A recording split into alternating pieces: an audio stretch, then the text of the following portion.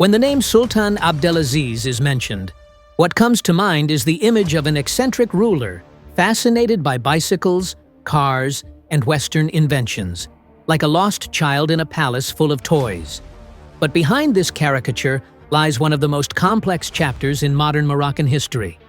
The story of a sultan who had not yet reached political maturity, but suddenly found himself at the head of a country torn by tribal unrest, preyed upon by foreign powers, and run by advisors who were as ambitious as he was, if not more cunning.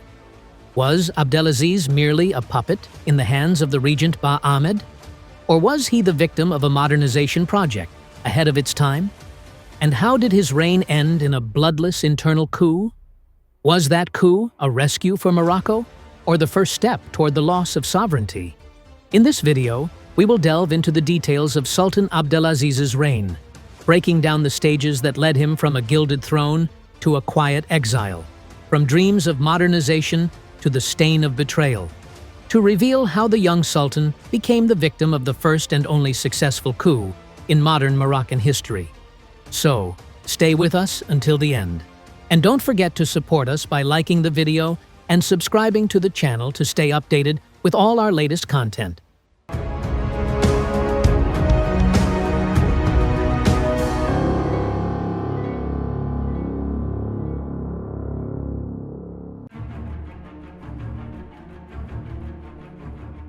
Moulay Abdelaziz was born in 1878 in the city of Fez, amid a traditional royal atmosphere.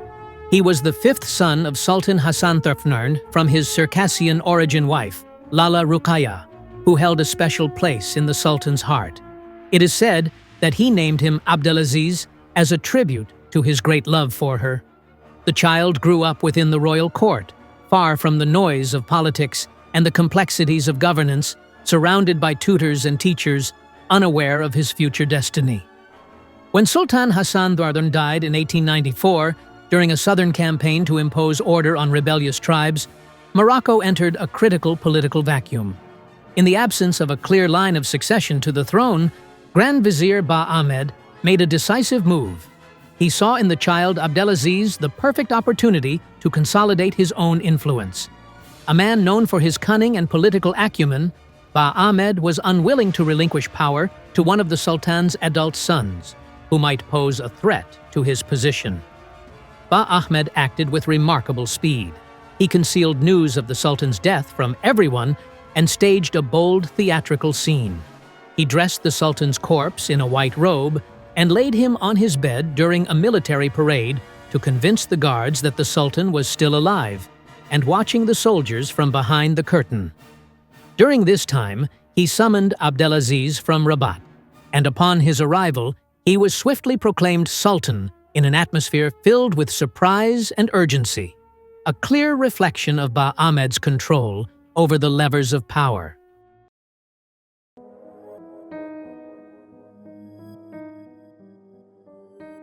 While Sultan Abdelaziz was still under the guardianship of the Chamberlain Ba Ahmed, internal threats began to emerge that jeopardized the stability of the throne. It was not only external threats that worried the ruling circles, but also a troubling internal figure, Prince Moulay Mohammed, the eldest son of the late Sultan Hassan Thurfnern. Despite being disfigured by smallpox, which scarred his face and cost him one of his eyes, his name remained firmly etched in the political memory of the country, making him a potential threat to the regency's plans. However, the situation dramatically shifted in 1903 with the emergence of a man named Mohammed bin Hassan, known by the nickname Bou Hamara. He claimed to be the real Moulay Mohammed and took advantage of the similarity in name and the tense political climate to assert his right to the throne.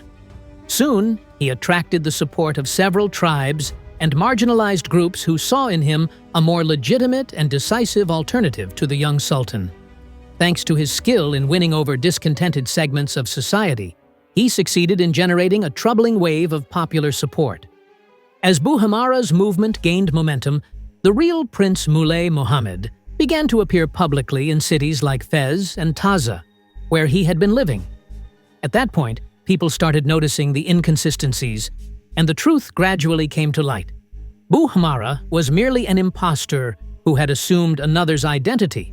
Sultan Abdelaziz, recognizing a political opportunity in this revelation, quickly acted to bolster his legitimacy by exposing Bou Hamara's deception to the public.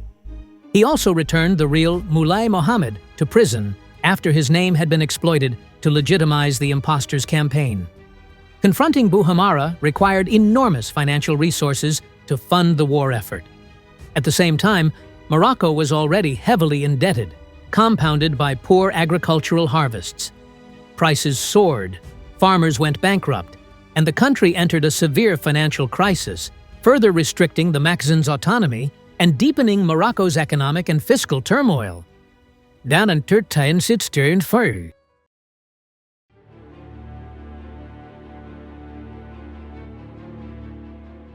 With Sultan Abdelaziz assuming actual rule following the death of Ba Ahmed, his true inclinations began to surface, strongly leaning toward renewal and a fascination with modernity. The Sultan was not as passionate about politics as he was enamored with European inventions, which increasingly made their way into the Alawite palace. The first signs of this fascination appeared in his excessive interest in bicycles, which he collected in various models and types, some with 3, 4, or even 5 seats. He would spend long hours riding them within the palace grounds. He even allocated wide open areas for them and had some of them modified with engines to convert them into motorbikes. It didn't stop there. He ordered the construction of a private railway within the gardens of his palace in Bab Ig, stretching nearly 2 kilometers, to operate a small train he used to move around the grounds. At the time, this was considered an act of excessive luxury. But, as with many of his ventures, his interest quickly faded, and the railway was soon abandoned, left to be covered by dust and forgotten. Around the same period, the game of billiards was introduced into the palace, with a dedicated hall built for it. The telephone and wireless telegraph were also brought in, and the Sultan was fascinated by these modern devices, enjoying explanations of how they worked. Amid this lavish and experiment-filled environment, the country was boiling from within. Yet the Sultan, preoccupied with his technological amusements, appeared detached from the reality of his people. This era came to be known as the reign of the palace enamored with modernity, rather than a time of governance and political leadership.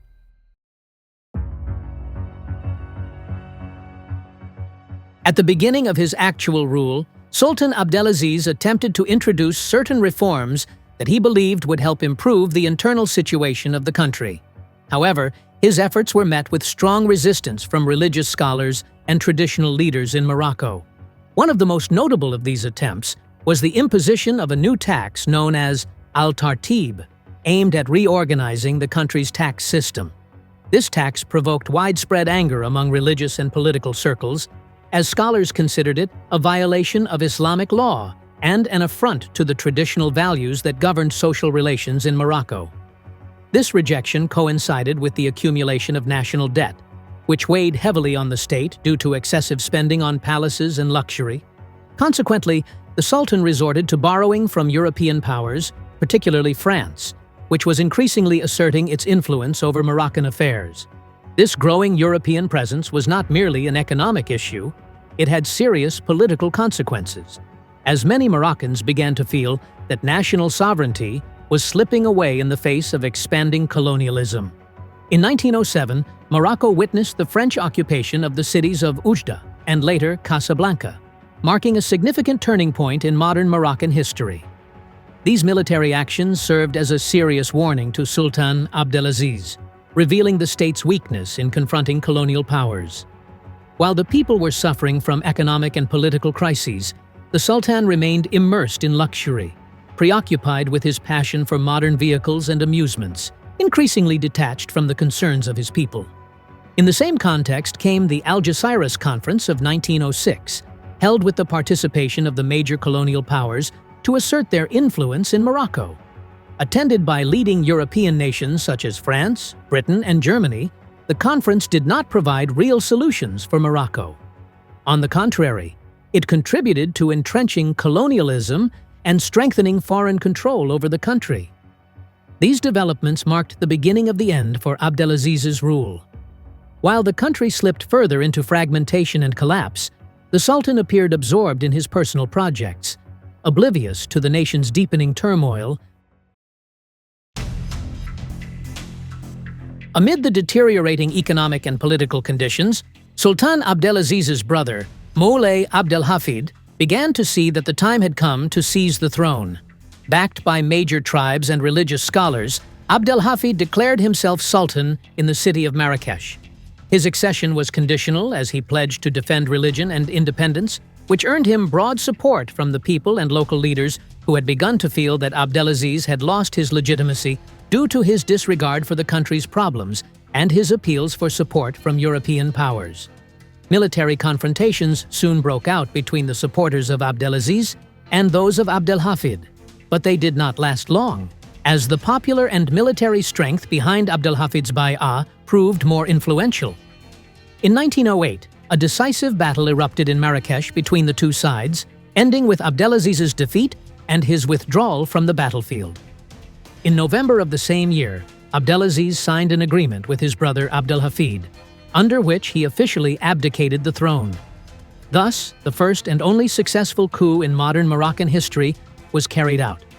For many Moroccans, this moment marked a profound turning point in the country's history, as Abdelaziz's rule was overthrown, and the door opened to a new phase of power struggles that would eventually be dominated by colonial forces. After being deposed in 1908, Sultan Abdelaziz chose Tangier as his place of residence.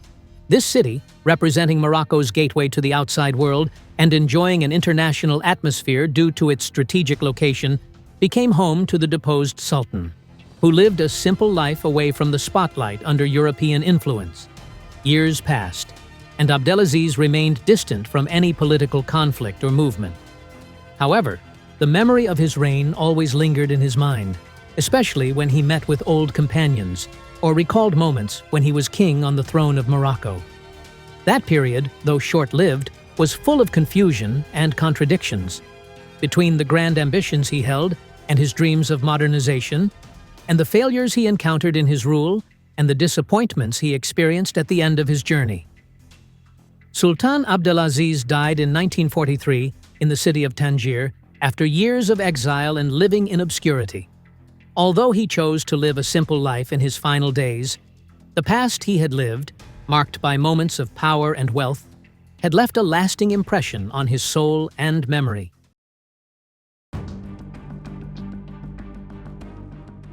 In the life of Sultan Abdelaziz, rumors were not merely passing whispers. They circulated heavily in political circles and public conversations, especially when it came to his private life and the decisions he made during his reign.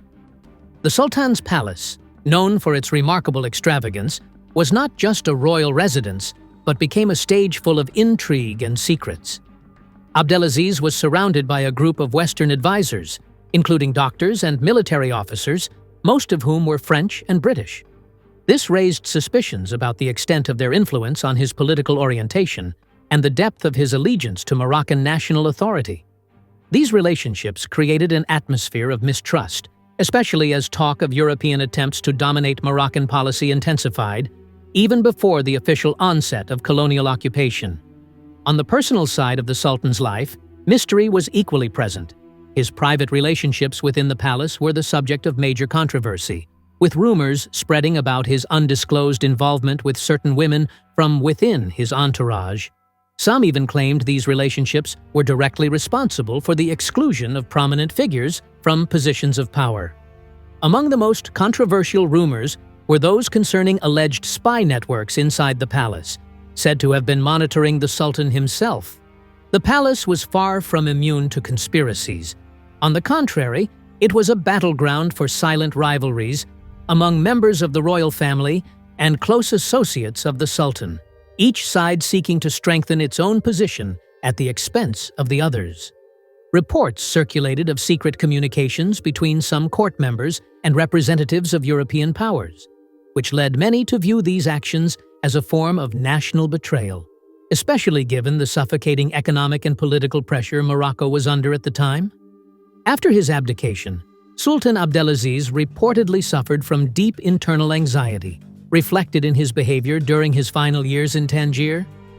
Rumors during that period suggested he was tormented by a psychological struggle between memories of the throne he had lost and his hopeless attempts to escape the past, either by wandering the city or reflecting on decisions he had once made. It was said that he occasionally contemplated returning to political life, driven by feelings of regret, but he never found a viable path, and this desire remained nothing more than a fleeting wish that never came to life. Regarding his death, many questions were raised. Although official records state he died in 1943 in the city of Tangier, some unofficial accounts claimed he had suffered from a deep psychological illness since his removal from power, suggesting that this condition may have contributed to his death. These claims opened the door to speculation about whether hidden hands played a role in hastening his demise, or at least pushed him toward psychological and emotional collapse. Whether his end was natural or shrouded in questions, what remains undisputed is that Sultan Abdelaziz's life was enveloped in shadows and whispers from the beginning of his reign to well beyond his death. In conclusion, although Abdelaziz entered history as a sultan enamored with modernity and technology, the end of his rule was nothing more than the natural outcome of a vast gap between his Western dreams and the harsh reality of a struggling nation. He was not toppled by foreign colonization or bloody rebellion, but by a quiet internal coup signed by his own brother, Abdelhafid, making him the first and only sultan in Morocco to be peacefully dethroned from within without a single bullet fired. And with that, we come to the end of today's video. Don't miss the chance to stay updated by subscribing to the channel and activating the notification bell to receive all our latest content.